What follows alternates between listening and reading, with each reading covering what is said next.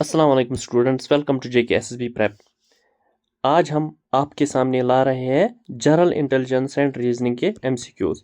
मैंने पहले सोचा था कि हम सीक्वेंशियली लाएंगे, पहले जीके के सारे फिर इंग्लिश के, लेकिन इतना टाइम मुझे लग रहा है इतना नहीं लगेगा। अगर हम सीरियल वाइज लाएंगे तो जीके ही इस एक मंथ में ख़त्म हो जाएगा। इसलिए मैंने सोचा कि हम मिक्सड लाएंगे, कभी जनरल इंटेलिजेंस के, कभी इंग्लिश के, कभी जीके के, कभी कंप्यूटर के। तो इससे आपको थोड़ा आइडिया मिल जाएगा कि हमें क्या क्या पढ़ना है चारों में। और हम अल्टरनेटिवली ये लाते रहेंगे, चेंज करते रहेंगे सेशंस। एक ही टॉपिक पे नहीं, एक ही वो सब्जेक्ट पे नहीं लाएंगे, अलग अलग सब्जेक्ट्स पे लाएंगे। तो आज हमारा ये रहेगा पूरा आपका 25 मार्क्स का टेस्ट, और पूरा जो जेके एसएसबी या एसएससी का पैटर्न है वही हमने कोशिश की है लाने की। और ये मैं बता रहा हूँ, ये हलवा पेपर है। मतलब रीजनिंग के आपको चाहे इस एम में, चाहे एसएससी में, चाहे जेकेएसबी में 25 में से 20 प्लस तो आने चाहिए, तब आपका कुछ हो सकता है। अगर आपको 20 से बिलो आते हैं फिर आपकी सिलेक्शन नहीं हो सकती है, क्योंकि जनरल इंटेलिजेंस एंड रीजनिंग में सारे लगभग एमसीक्यूज इजी ही होते हैं। हो सकता है 2-3 में आपका हिट नहीं हो जाएगा दिमाग, लेकिन आते तो बहुत इजी है। इसलिए आपको कोशिश करनी पड़ेगी 25 में से 20 प्लस ही लाने की। मैंने भी कोशिश की कि आपको थोड़े इजी ही क्वेश्चन लाऊंगा ताकि आपको कोई दिक्कत नहीं पड़ेगी। आगे बढ़ने से पहले चैनल को सब्सक्राइब करो। सब्सक्राइब क्यों नहीं करते हो, ना ही लाइक करते हो आप, इसलिए मैं डिले करता हूँ सेशन। जितने ज़्यादा आप सब्सक्राइबर्स मुझे मिलेंगे, लाइक्स मिलेंगे, उतने ज़्यादा सेशंस मैं लाता रहूँगा। मैंने बताया कि अगर आप मुझे ज़्यादा सपोर्ट करोगे, दिन में 2-2 सेशंस भी मैं लाता रहूँगा। बिना देरी के चलेंगे आगे। देखो, मैं दिखाता हूँ कितने इजी इजी क्वेश्चन है। आपको क्या करना पड़ेगा, मैं आपको एक थोड़ी सी आइडिया दूंगा कि मैं आपको क्वेश्चन नंबर 1 बताऊंगा। मैंने दिखाया क्वेश्चन 2, 6, 12, 20, 30, और इसके बाद क्या आएगा। आप एक काम करो, पहले सॉल्व करो, यहीं पे पास करो, पहले सॉल्व करो। अगर नहीं किया तो इसके बाद मेरी एक्सप्लेनेशन देखो, तब जाके आपको पता चलेगा कि आपको आता है या नहीं आता है। ऐसे मेरा ही देखोगे कंटिन्यू कंटिन्यू, उससे आपको आइडिया नहीं कि आपका दिमाग कितना चल रहा है। इसलिए पहले अपना दिमाग कोशिश करो लगाने की। देखो यहाँ मैं आपको दिखाऊंगा 2, यहाँ गैप देखनी पड़ती है। 2 + 4 हो गए 6, 6 + 6 हो गए 12, 12 + 8 हो गए 20, 20 + 10 हो गए 30। और यहाँ देखो कितनी गैप आती है, 4, 6, 8, 10। जो नेक्स्ट आएगा उसका आएगा 12, मतलब 30 को 12 करना है ऐड, वो क्या आएगा 42। कितना इजी था ये। ऐसे ही क्वेश्चन जेकेएस भी पूछता रहता है। तो 42 आएगा इसका आंसर। होप ये भी आपको आया होगा। चलो दूसरा क्वेश्चन देखो, ये इससे भी इजी है। करो सॉल्व करने की कोशिश। 3, 9, 27, 2, 43। तो क्या आ सकता है इसका, कोई आइडिया आता है आपको ये क्या है। ये बहुत इजी है, इससे इजी कोई रीजनिंग सीरीज का क्वेश्चन नहीं आता है। चलो करो पहले अपनी ही तरफ सॉल्व करने की कोशिश। होप ये आपने सॉल्व किया होगा। अब मैं आपको दिखाता हूँ ये कैसे करते हैं। ये है 3 रेज पावर 1, 3, 3 रेज पावर 2, 3 3 ज़र 9, 3 रेज पावर 3, 3 3 ज़र 9, 3 ज़र 27, और 3 रेज पावर 4। ये आएगा 3 रेज पावर 4 यहाँ, वो आएगा 9, 81, 81 आएगा इसका आंसर। 3 रेज पावर 4 इज 81, मतलब इसका ये आएगा। देखो बहुत इजी था ये। चलो आगे। अब देखो ये तो इससे भी इजी है, मतलब रीजनिंग के बहुत बहुत इजी, लेकिन दिमाग यूज करना होता है। देखो बी के बाद सी, सी के बाद डी, डी के बाद क्या आएगा ई, मतलब यहाँ आएगा ई, +1 किया है इसने। इसके बाद डी, डी ई एफ +2 किया है, F G H, H I J, मतलब यहाँ आएगा जे। इसके बाद एफ जी एच आई +3 किया है इसने, +3, के एल जे के एल, एम एन ओ, ई जे ओ, ई जे ओ है सी पार्ट है इसका आंसर। होप ये भी आपको आया होगा। ये बहुत इजी था, ऐसे ही क्वेश्चन पूछता रहता है। ये सीधे एसएससी के क्वेश्चन है, पूछे गए हैं पिछले एग्जाम्स में। अब देखो ये वाला आपको थोड़ा सा कंफ्यूजन रहेगा। देखो pen is equal to write, pen से लिखते हैं, मतलब चाहे वो इंग्लिश लिखो, मैथ लिखो, रीजनिंग लिखो, लेकिन लिखते हैं।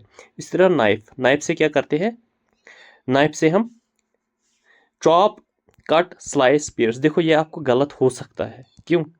क्योंकि यहाँ मतलब 100% दिमाग लगाना पड़ता है। Pen is equal to write, मैंने आपको इसलिए ये बताया पेन इज इक्वल राइट, चाहे इंग्लिश लिखो, मैथ लिखो, रीजनिंग लिखो, राइट राइट ही होता है, मतलब जनरली राइट। नाइफ से क्या करते हैं, नाइफ से तो हम चारों कर सकते हैं, कट, चॉप, स्लाइस, पियर्स। तो आप बताएंगे अब कौन सा है। देखो सबसे फंडामेंटल आता है कट, कट लगाना नाइफ से, लेकिन ये सारे चॉप, स्लाइस, पियर्स ये कट के ही पार्ट्स आते हैं। जैसे हम राइट में हम कुछ भी लिखते हैं, उसी तरह कट में हम चॉप भी कर सकते हैं, स्लाइस भी, पियर्स भी। तो नाइफ इज कॉल्ड कट, इसलिए मुझे लग रहा है ये कंफ्यूजिंग था आपके लिए। अब देखो ये सबसे बेसिक, ये स्पीड, डिस्टेंस, टाइम में सबसे बेसिक क्वेश्चन ये है, इससे बेसिक नहीं आता है आजकल। 60 किलोमीटर्स ट्रेन चलती है कितने, 2 घंटे में, व्हाट इज इट स्पीड। तो क्या आपको ये आता है, distance is called speed into time. तो स्पीड करनी है मालूम, मतलब ये डिस्टेंस बटा time is equal to speed. Distance क्या है 60 किलोमीटर्स, स्पीड क्या है, ये टाइम क्या है 2 आवर्स। तो ये आएगा स्पीड 30 किलोमीटर पर आवर, यहाँ 30 किलोमीटर पर आवर, यहाँ मीटर पर सेकंड में है। अब देखो मैं आपको दिखाऊंगा ये 30 किलोमीटर पर आवर, ये किस तरह हम कन्वर्ट करेंगे। 30 किलोमीटर पर आवर किस तरह हम कन्वर्ट करते हैं, ये मीटर पर सेकंड में। 30 किलोमीटर वो क्या आएगा, 30 इंटू किलोमीटर कितने होते हैं 1000 पर आवर। आवर को सेकंड्स में कन्वर्ट करना, वो 60 इंटू 60 आएगा। 60 minutes is equal 1 hour, 60 minutes is equal 1 second, इसलिए 60 इंटू 60। अब यहाँ थोड़ा कोशिश करेंगे इसको कट मारने की। 6 5 जार 30 और 3 2 3 jar 6, 2 5 jar 10, 5 5 jar 25, 25 by 3, 3 8 jar 24, यहाँ आएगा 1, 3 3 जार 9। तो ये देखो ये थी लेंथी प्रोसेस। अब इसके लिए एक ट्रिक है, अगर आपको मीटर पर सेकंड करना है कन्वर्ट किलोमीटर पर आवर में, इसको हम मल्टीप्लाई देते हैं 18/5, मतलब ऊपर से बड़ा होना चाहिए, नीचे से वो आएगा किलोमीटर पर आवर। अब देखो अगर आपके पास किलोमीटर पर आवर है 30 किलोमीटर, एग्जाम्पल 30 किलोमीटर पर, इसको मीटर पर सेकंड में कन्वर्ट करना, हम करेंगे 30 इंटू 5/18, वो आएगा मीटर पर सेकंड। देखो अगर बड़े किलोमीटर को छोटे करने में छोटा करना है तो 5/18, अगर छोटे को बड़ा किलोमीटर पर आवर 18/5 करना है। तो यहाँ से देखते हैं हम क्या, 6 3 जार 18, 6 5 जार 30, यहाँ आएगा 5 5 जार 25/3, वो आएगा 8.3। फिर से कितना इजी था ये, खाली 5/18 से मल्टीप्लाई करना होता है। तो ये तो आपको बिल्कुल बहुत इजी क्वेश्चन था ये। चलेंगे आगे, क्या क्वेश्चन है ये, two trains moving in an opposite direction crossing each other in 10 seconds. मिल गया आपको time is equal to 10 seconds, 10 seconds लग गए। If there speed is 60 kilometres per hour and 90 kilometres per hour, एक ट्रेन यहाँ से आती इन अपोजिट डायरेक्शन, मतलब आपस में 10 सेकंड इनको लगते हैं क्रॉस करने में, और इसकी स्पीड है 60 किलोमीटर्स, इसकी स्पीड है 90 किलोमीटर्स। तो हमें क्या करना है, length of the trains if they are equal, अगर वो इक्वल है उनकी लेंथ्स क्या करेंगे। देखो जब भी ट्रेन्स या बसेस अपोजिट डायरेक्शन में चलते हैं, मतलब इनकी स्पीड्स ऐड होती है। क्यों? क्योंकि अगर आप गाड़ी में होते हो और आपके अपोजिट में कोई गाड़ी आती है, जब आप भी तेज चलते हो, आप बोलते हैं ये गोली के मानन चलता है, एक्चुअली आप भी तेज चलते हो, इसलिए स्पीड्स ऐड होती है। लेकिन जब आप किसी डायरेक्शन में चलते हो और आपकी डायरेक्शन सेम डायरेक्शन में आपके बगल में गाड़ी चलती है, आपको लग रहा है ये गाड़ी चलती ही नहीं है, ये हमारे पास ही है, ये बहुत कम, इसलिए यहाँ स्पीड्स माइनस करनी होती है, बड़ी स्पीड वाली छोटी स्पीड को माइनस करनी। लेकिन अपोजिट डायरेक्शन में जब हम बोलते हैं ये गोली के मानन चलती है, मतलब आपको स्पीड्स ऐड करनी होती है। तो आपको स्पीड्स क्या होंगी, 60 + 90 होगी 150 किलोमीटर्स पर आवर। अब टाइम भी मिल गया, स्पीड भी मिल गया, डिस्टेंस क्या होगी, डिस्टेंस होगी वही ट्रेन की डिस्टेंस। हाँ लेकिन मसला ये है कि किलोमीटर्स पर आवर है, ये है 10 सेकंड्स। किलोमीटर्स पर आवर आपको करना पड़ेगा पहले कन्वर्ट मीटर पर सेकंड में। यहाँ आएगा टाइम, सपोज क्या आएगा 10 सेकंड्स, और डिस्टेंस ये स्पीड क्या आएगी 60 + 90 150 किलोमीटर्स पर आवर। वो तो मैंने आपको बताया किस तरह करते हैं कन्वर्ट, 150 × 5/18 मीटर पर सेकंड, मीटर पर सेकंड। अब यहाँ आप क्या कर सकते हो फिर 150 × 5/18। अब ये आ गई स्पीड इंटू टाइम, टाइम क्या है 10, 10 टाइम है 10। मतलब अब इसको आप कैलकुलेट करो तो ये आएगा आपका आंसर। मुझे यहाँ जगह नहीं है लेकिन वरना मैं आपको दिखाता, तो इसको थोड़ा कैलकुलेट करो। आएगा इसका आंसर 41.6 416.6 मीटर्स। अब देखो स्टेटमेंट कंक्लूजन, ये कैसे करना होता है। ऑल रोजेज आर फ्लावर्स, जब आपको ऐसा स्टेटमेंट देगा ऑल, ऑल मतलब यहाँ आप एक सर्कल लगाएंगे, यहाँ लिखोगे आप roses. All roses are flowers तो मतलब सारे रोजेस, फ्लावर्स, फ्लावर्स जो है उसके अंदर रोजेस है, तभी जाके सारे रोजेस फ्लावर्स है। सम फ्लावर्स फेड क्विकली, कुछ फ्लावर्स जो है वो फेड करते हैं क्विकली। हाँ, अब देखो कंक्लूजन क्या है, सम रोजेस फेड क्विकली, सम रोजेस फेड क्विकली। क्या हम ये बता सकते हैं सम रोजेस, ये हो भी सकता है क्योंकि रोजेस फ्लावर्स, लेकिन हो भी नहीं सकता।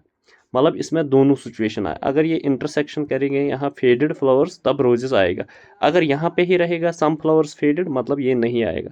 इसलिए ये कंक्लूड हम नहीं कर सकते क्योंकि इसमें बोथ आ सकते हैं, फेड भी हो सकते हैं नहीं भी।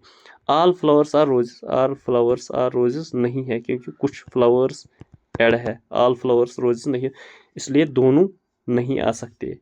ये थोड़ा आपको कंफ्यूजन लगता है लेकिन ये है सबसे इजी वाला, neither one nor two। अब देखो ये है सबसे डिफिकल्ट क्वेश्चन जो आपको आइडिया लाना पड़ेगा, अगर आपको हिट हो गया तो हो गया, अगर नहीं फिर ये नहीं होता है। चलो करो इसको पहले ट्राई। 2 + 3 = 13, 3 + 4 = 25, 4 + 5 = 41, 5 + 6 किसके बराबर होता है, करो सॉल्व। होप ये आपने सॉल्व किया होगा। अब मैं आपको दिखाता हूँ।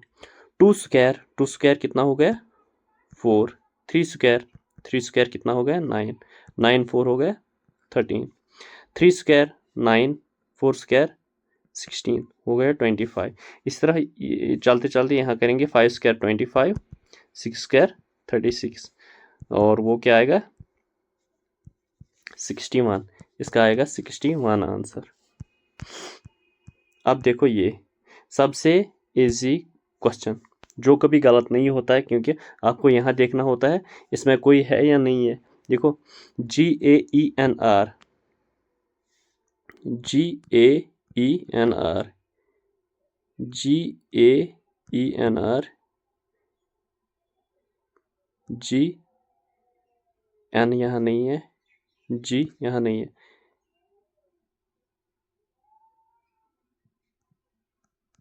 यहाँ दोनों दोनों है इसमें, ये भी आ सकता है ये भी, क्योंकि दोनों में है, ये दोनों में है।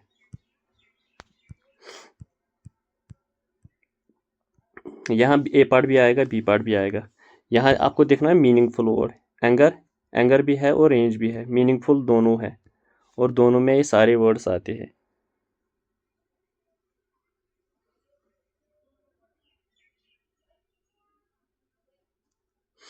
अब देखो ये वाला, if this symbol is equal to this multiply, this symbol is equal to division, this symbol is equal to plus this symbol, ये सबसे इजी होता है। बस आपको क्या करना होता है, देखो क्वेश्चन में कुछ पेपर आपने ऐसा देखा ना, पेपर में ही इसको कट मारो, this is equal to multiply, यहाँ पे सीधे मल्टीप्लाई लिखो, और यहाँ ये वाला सिंबल कहाँ है, ये this is equal to division, मतलब यहाँ डिवीजन लिखो, ये कट मारो यहाँ, और क्या है ये वाला cross is equal to minus, और यहाँ क्या करना होता है माइनस, सीधे। अब आपको इक्वेशन कुछ हो, पहले डिवीजन बॉड मास के हिसाब से, bracket of division, multiplication, addition और सब्ट्रैक्शन।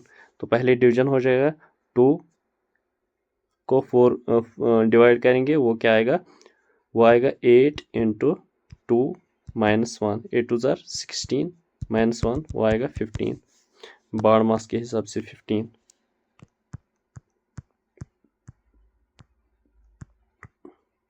अब ये देखो, ये वाला सिमेंटिक सीरीज, 6 को 16 मिल गया, 10 को 28, 3 को क्या मिलेगा।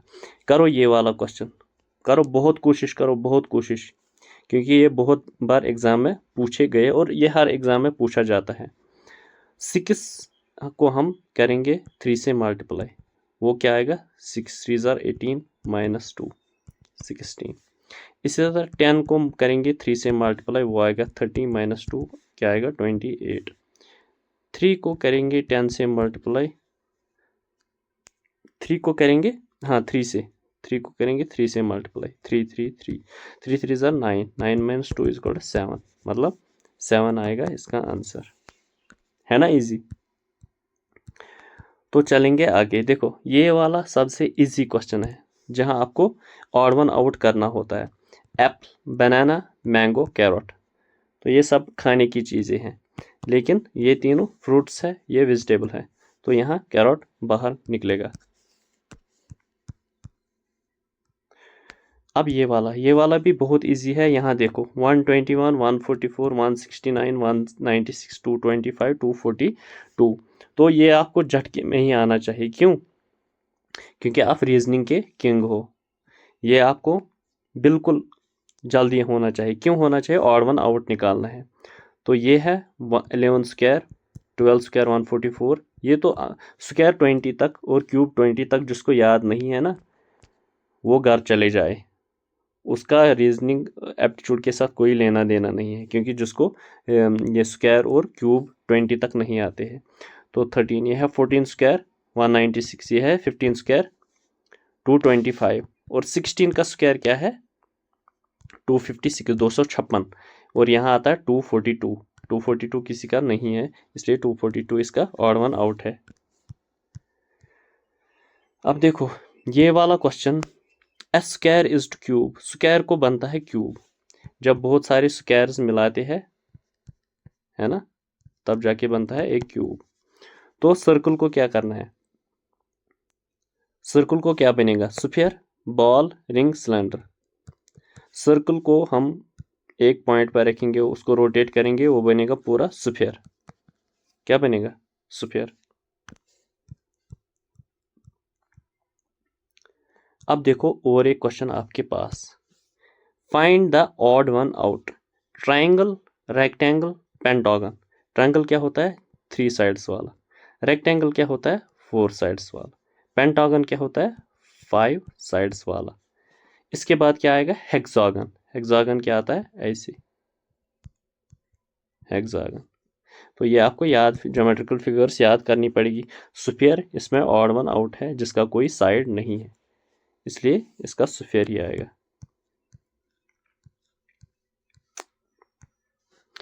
अब देखो ये वाला question, if it takes 5 machines 5 minutes to make 5 parts। करो ये वाला question, how long will 100 machines take to make 100 parts।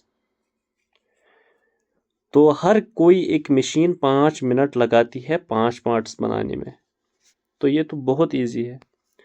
तो 5 की जगह क्या करेंगे अब? मल्टीप्लाई ऑफ 20, 5 भी से 100 मशीन 5 मिनट में बनाएंगे, मल्टीप्लाई 100, मल्टीप्लाई 20 यहाँ भी करेंगे क्योंकि यहाँ भी 20, मतलब 100 पार्ट्स। 100 मशीनें 5 मिनट में 100 पार्ट्स बनाएंगे, ये है ना, how long will 100 machine make 100 parts. 5 minute ही लगेंगे 100 मशीन को भी। ये बहुत इजी था ये, अगर आपको ये नहीं आएगा फिर दिक्कत आपकी है। तो चलेंगे आगे, देखो ये वाला क्वेश्चन, ये तो हलवा होता है, जिसको ये डायरेक्शंस नहीं आती है उसको सीखनी पड़ेगी। नॉर्थ कहाँ, पहले नॉर्थ साउथ ईस्ट वेस्ट की डायरेक्शन पता करो, जियोग्राफी पहले पढ़ो, वेस्ट कहाँ आता है, नॉर्थ कहाँ आता है। ये देखो ये है नॉर्थ साउथ और ये है वेस्ट ईस्ट, ये हमेशा ऐसे ही रहता है, कभी इधर उधर नहीं होता है। आपका राइट साइड आपका ईस्ट होता है, आपका लेफ्ट साइड आपका वेस्ट होता है, ऊपर नॉर्थ नीचे south. A man walks 30 kilometres north, 30 kilometre उसने नॉर्थ किया, 30 किलोमीटर। इसके बाद turns right, right and walks 20 metres, इसके बाद 20 metre. And then turns right and walks 30 metres, again 30 metres. तो यहाँ पे इसका अर्जन था और यहाँ पे ये पहुँचा। इसकी डिस्टेंस क्या है फ्रॉम द स्टार्टिंग पॉइंट, कितनी है? अब देखो ये 30 20 30। अब ये एग्जैक्ट ये डिस्टेंस सेम है, फिर ये डिस्टेंस भी सेम होगी, मतलब 20 मीटर्स। इसकी 20 मीटर्स होगी स्टार्टिंग पॉइंट से एंड पॉइंट तक। बहुत इजी था ये, ऐसे ही क्वेश्चंस आते हैं। अब देखो ये सबसे इजी है जो मैंने आपको बताया, सिंबल। यहाँ multiply is equal plus, plus is equal minus, minus is equal ये क्रॉस, ये मल्टीप्लाई, मल्टीप्लाई इज इक्वल ये डिवीजन। ये सिंबल्स वाला ये आपको आना चाहिए।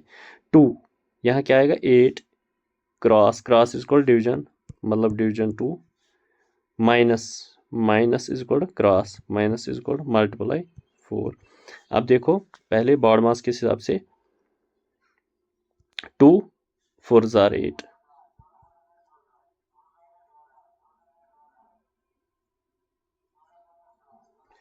और मल्टीप्लाई 4, 4 4 जार 16, इसका आएगा 16।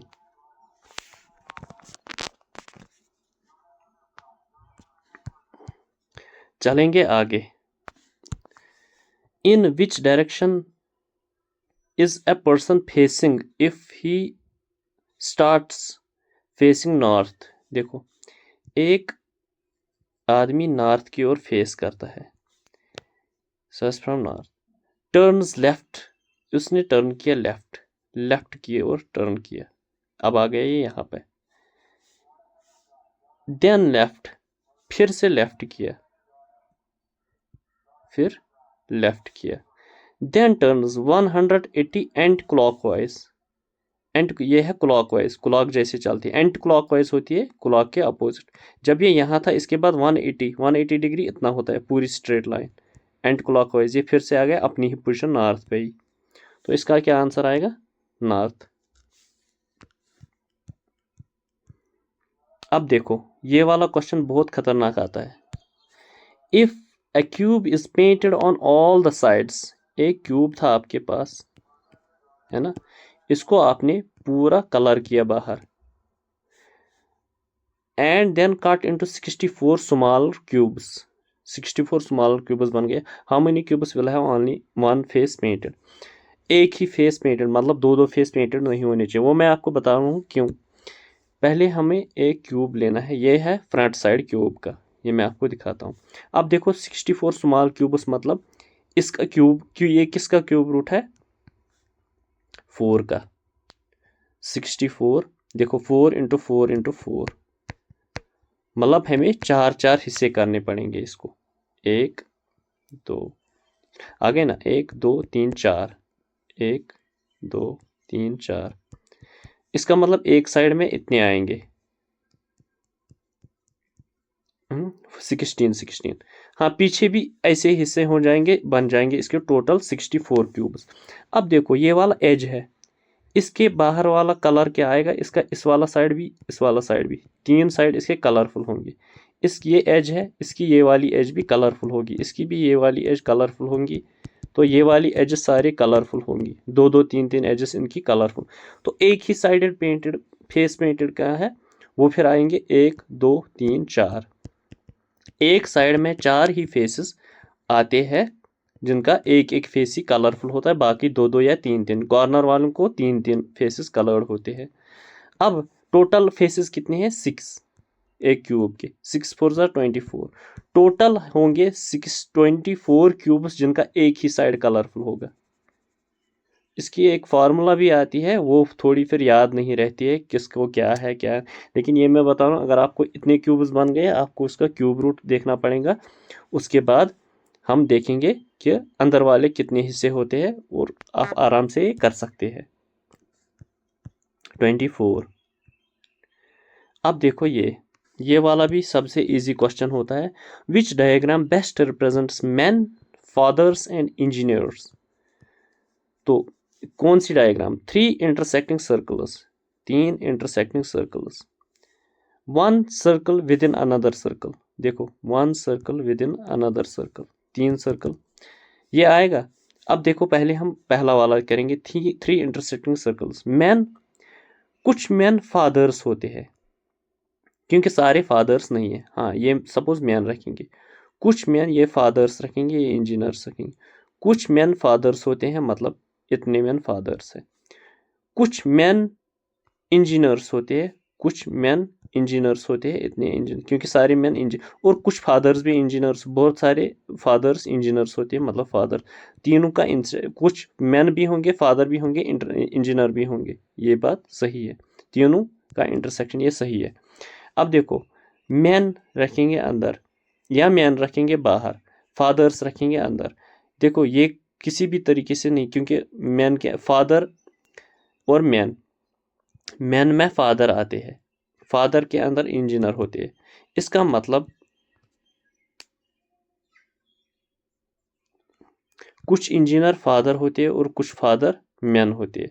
लेकिन मसला ये है, all fathers are man, all engineers are fathers. ये बात ज़रूरी नहीं है कि सारे इंजीनियर्स फादर्स होते हैं, इसलिए ये गलत है।